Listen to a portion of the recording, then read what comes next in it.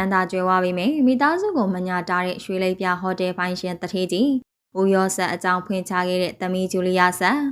ပရိသတ်များအားလုံးပဲမင်္ဂလာပါရှင်ဒီနေ့ကျမတို့ပြောချင်တဲ့အကြောင်းအရာကတော့လူမှုကွန်ရက်ပေါ်မှာလူပြောများနေတဲ့မိသားစုအရေးကိစ္စတစ်ခုပါပဲ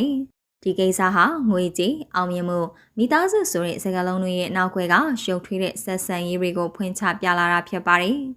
တစ်ချိန်ကမြန်မာနိုင်ငံရဲ့ထိပ်တန်းကျောင်းမြင့်ရတနာတထေးကြီးတအုပ်ဖြစ်တဲ့မိုးကုတ်မီလီယံနာဦးရောစံနဲ့သူ့ရဲ့သမီးမြန်မာနိုင်ငံရဲ့ပထမဆုံးကာလာအနာလိုက်စစ်ပညာရှင်အဖြစ်အောင်မြင်ကျော်ကြားနေတဲ့မတ်ဂျူလီယာဆက်တို့ဟာအခုချိန်မှာအကြီးအကျယ်ပြဿနာတက်နေတာပါအရာအလုံးရဲ့အစားဟာမတ်ဂျူလီယာဆက်ကဖခင်အကြောင်းဖွင့်ချခဲ့ရကနေစားတာပါလူအများအမြင်မှာခင်မီပြီးထက်မြက်တဲ့ကိုချရောက်ပေါ်ကိုရက်တည်နေတဲ့အောင်မြင်တဲ့အမျိုးသမီးတစ်ယောက်ရဲ့ပုံရိပ်နောက်ွယ်မှာဖခင်ဖြစ်သူရဲ့စိတ်ပိုင်းဆိုင်ရာနဲ့ရုပ်ပိုင်းဆိုင်ရာအနိုင်ကျင့်မှုတွေကိုနှစ်ပေါင်းများစွာခံစားခဲ့ရတဲ့ဆိုရက်သူမရဲ့ဖွင့်ဟဝန်ခံချက်ဟာလူအများကိုတုံ့လောက်စေခဲ့ပါတယ်။သူမနဲ့မိခင်ညီမဖြစ်သူတို့ဟာအသက်အန္တရာယ်ကြောင့်အိမ်ကနေထွက်ပြေးတိမ်းရှောင်နေရတဲ့အထိဖြစ်ခဲ့တယ်လို့ဆိုပါတယ်။ဒါဟာရွှေစုံကိုက်ပြီးမွေးလာတယ်လို့အများကထင်မှတ်ထားတဲ့သူတယောက်စီကထွက်လာတဲ့စကားဖြစ်တာကြောင့်ပို့ပြီးတော့အာယုံဆိုင်ခံခဲ့ရပါတယ်။ဒီလိုဆွဆွဲချက်တွေထွက်ပေါ်လာပြီးမကြခင်မှာပဲ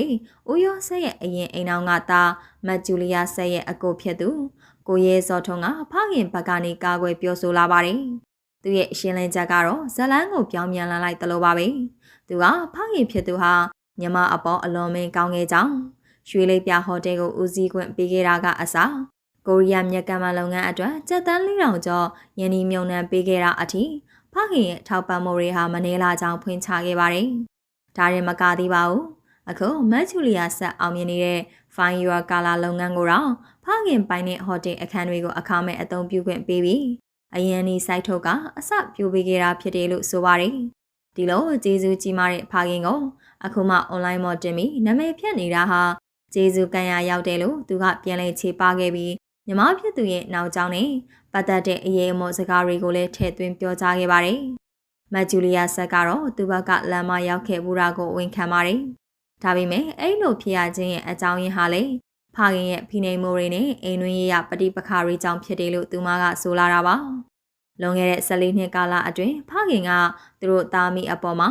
ဆက်ဆံမှုတွေပုံမတင်မာလာခဲ့တယ်လို့ဆိုပါတယ်။ဒီလိုနဲ့14နှစ်တာကာလကြာမြင့်ပြီးတဲ့နောက်မှာတော့ဂျူလီယာဆက်ကိုရိုင်းကဖခင်ရဲ့အပြုအမူတွေကိုမခံနိုင်တော့တာကြောင့်စင်ကာပူနိုင်ငံအထိကိုတင်းရှောင်နေထိုင်ခဲ့ရတယ်လို့ဆိုပါတယ်။နောက်ပြီးသူမရဲ့မိခင်ဖြစ်သူနဲ့ညီမလေးတို့နှစ်ယောက်ကိုပါအပါခေါ်ပြီးမိသားစုကနေအပီးပိုင်ထွက်ခွာလာခဲ့ရတယ်လို့ဆိုပါတယ်။ဒီလိုရှောင်တိန်ခဲ့ရတာကလည်းဦးရောဆက်ကြောင့်သူညီမလေးဟာစိတ်ယောဂရာကမမြင်ရတဲ့အရာကိုတကယ်ဖြစ်နေသလိုစိတ်ကြမ်းမာရေးမကောင်းတဲ့အထိဖြစ်သွားခဲ့တာပါ။မောင်ဖြစ်သူကလည်းကြမ်းမာရေးထိခိုက်ခဲ့တဲ့အထိဖြစ်သွားက